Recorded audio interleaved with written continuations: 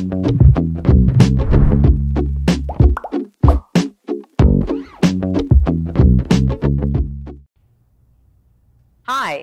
I'm Sonali Devnani and I'm a photographer. And as fancy as this title photographer sounds, it's actually not. It only gained respect a couple of years ago. Until then, you would always have those relatives who came to your parents when a child turned into a photographer and said, "What happened? Couldn't get another job that had to turn into photography?" Or they would say, didn't do very well in their exams that they had to become a photographer. But the one that I get the most is photographer. That's not even a real job. You just travel and probably even party much more. But I tell you something, there's a lot of effort that goes being behind a photographer. And you will see that in the images towards the middle of the talk. But until then, I would like to tell you more about myself. So instead of me talking and babbling, let's actually watch something and that will tell you who I am. Here it goes. This is me, born and raised in a bubble in Bombay. Bombay, that's what I still like to call it. As education, I did my bachelor's in commerce, almost forced to do it because I didn't get into the course of my choice. So commerce it was, because we all needed degrees in it. But yes, I was married at the age of 23. Ooh, and that too arranged marriage. I thought like many others, it's over before it began. Well, what was the purpose of life? At that time, I don't think I really knew what that question meant. But life went on. I moved to Hong Kong, and that's where my husband grew up. New city, new culture, language was such an issue. But I even learned how to speak Chinese. One daughter at the age of 25. Wow, I really did not know what it was to be a mother. My idea of staying up all night now changed from beer to milk bottles. And then came the other daughter too in a few years. But along with both these kids came my third child, my camera. It was definitely life-changing. I took this up to take photos of my kids, my friends' kids. You know how it is when you have a fancy camera. Family and friends always want you to be that free photographer. But little did I know, this hobby actually made me earn money. I got hired. I had a freelance job as an event photographer. Birthday parties, baby showers, I shot them all. But there was more I wanted. I missed India. I missed home a lot. Everything I never cared about in my country, India, now meant the world. And I embarked on a journey back to my roots. You know, they say when you stay away from someone or some place, the heart gets fonder. And exactly that happened with me.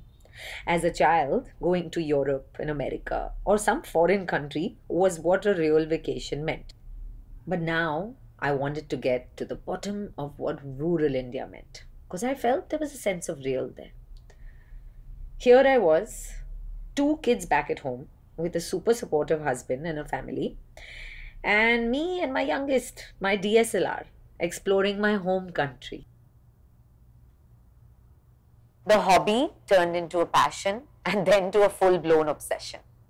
To me, photography was not just a career or a hobby, it was a form of soul-seeking. Just being behind the lens, I was slowly evolving. What I was seeing for all these years, it was changing. The world suddenly looked different.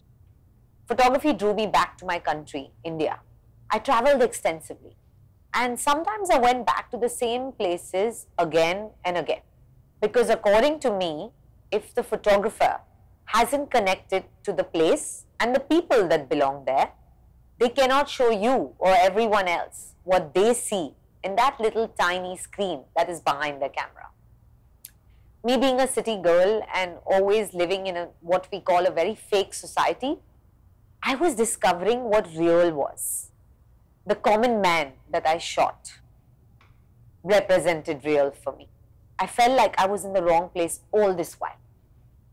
As quoted by a very famous photographer, Ansel Adams, if the photographer is interested in the people in front of the lens and is compassionate about them, it's already a lot. The instrument is not the camera, it is the photographer. You could be walking around with the fanciest of cameras with very heavy lenses, shooting and clicking everything you see.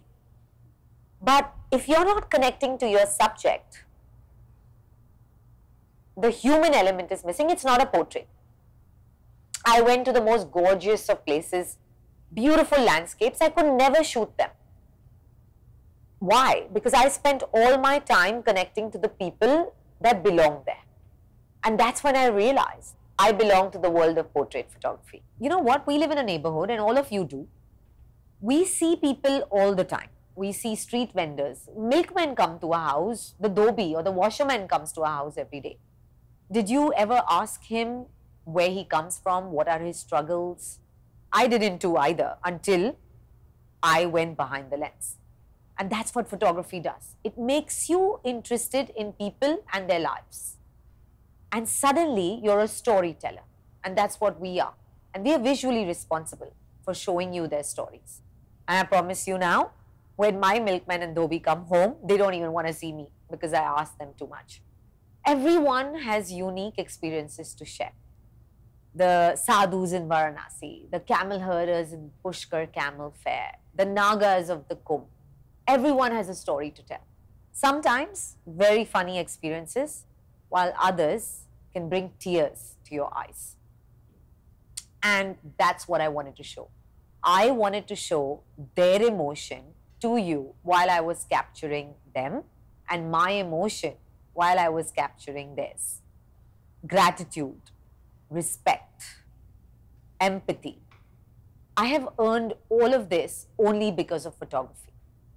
And I would actually like to show you some of my images that hold a special place in my heart and have a story to tell. So here goes the slideshow. I hope you enjoy. The Children of Cambodia. I made this image in Siem Reap. I had done enough of the touristy stuff. Honestly, how many temples can you see in a day? And that's why I ventured to the local villages to understand their traditions, their culture. I took a lot of sweets and food items for the kids in the village. And while I was distributing them in the green fields, I heard someone crying. I ran towards the cries. I see two kids peeping out of a window in a haystack hut. They were alone. They couldn't come out. And they were crying for the sweets and candies. I captured this image. Those tears were like pearls gliding across those cheeks. I then handed out the sweets to them, and I wished to capture the next moment, which was them smiling. But they were too shy and they ran away. It's a very powerful image for me, and it made me feel like as adults, we always hide the pain. Do we even cry like these kids did? Pushkar Camel Fair, an annual event for me. But every single time I go there, there is something different that I'm able to capture. I believe don't capture the person, capture their soul. And the way to reach the soul is through their eyes. The eyes narrate their story. A slightly old woman here in this image, smoking the pipe or the chillam, as we call it in India. But her intense face and those wrinkles, they rightly describe the struggles she has been through. The Thorned Beauty, a remote village in Chhattisgarh. The simplicity of people wowed me. I, as the creator, hold the power to depict the reality. And we often use what's around for the viewer to sense the emotion. Thorned plants with hard-hitting shadows on her face. It immediately rendered the emotion for me. I wanted my audience to look deep inside the picture. It didn't have to be just about the light, the shadows, and the colors. It meant a lot more. Pushkar once again. The word need. It's a complex word. We keep talking about we need this and we need that. It could be a pair of shoes, clothes. Why do we say we need it? We actually just want it. The real meaning of need is when you see hungry kids crying. And it's a common sight in places like Pushkar.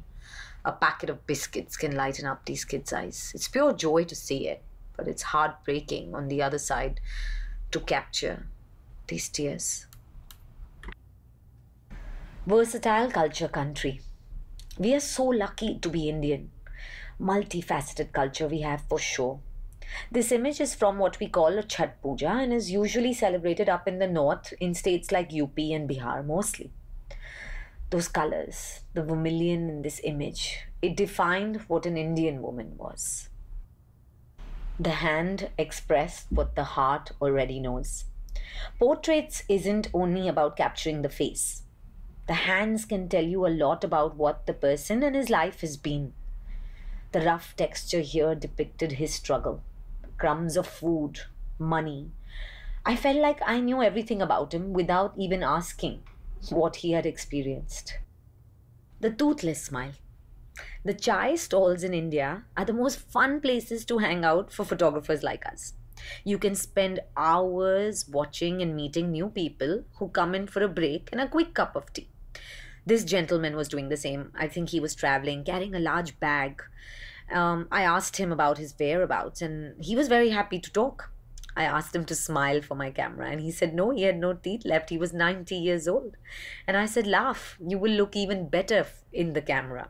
It was a touching moment when you interact with the person and they respond so positively to you. Somehow, he was no longer a stranger. You felt the connection right there. We as photographers have a voyeuristic approach to photography. We search for situations, for subjects in the most realistic manner for you. But the question of depicting pitiful subjects, often those are the ones that gain most attention.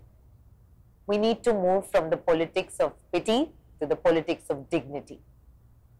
Images of poverty where extreme sense of emotion is provoked are the ones that go to win awards. They are the most captivating of images. But we as photographers have to be responsible to bring a change and be ethical at the same moment. The famous image of Kevin Carter, very controversial, where a little famine-struck child in Sudan is crawling to the food station with a vulture eyeing her just inches away. He captured that moment. But he was very honest about it, and he said that he shooed away the vulture, but he did not carry the child to the food station. That image even won the Pulitzer Award. Just months after that, Kevin Carter committed suicide, and he said he was haunted by the images in Sudan. For images that convey the emotion to you, along with the moment of humanity in them, we need to understand. Along with being good photographers, we need to be good human beings first. The impossible journey is the one you never begin. The social aspect of my photography grew. I went back to university to study my master's in journalism because now there was no stopping. Why show poverty or such issues that are existent in my country that according to people give it a bad name? But I argued that people don't wish to see difficult situations. They turn away. They don't help. I was portraying all of this only to make a change. 50% of India's population is under 25.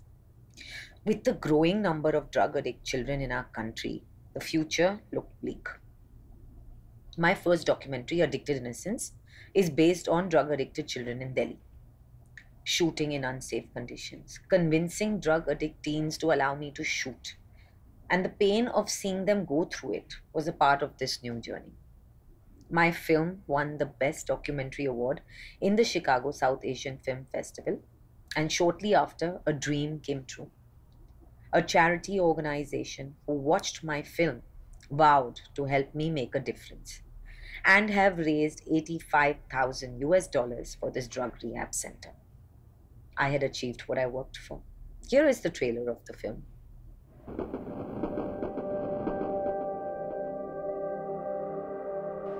4-5 महीने हो गए नशा कर करके पूरा फेफड़ा पिघल गया था पूरा तो थोड़ा खून बढ़ रहा है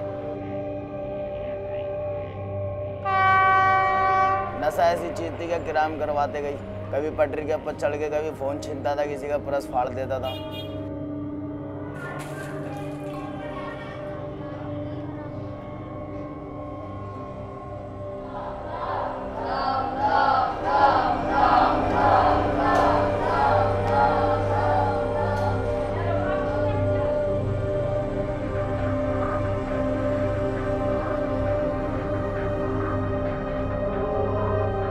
नशे से ना मेरी शादी हो गई है नशे के पीछे पड़ गया मैं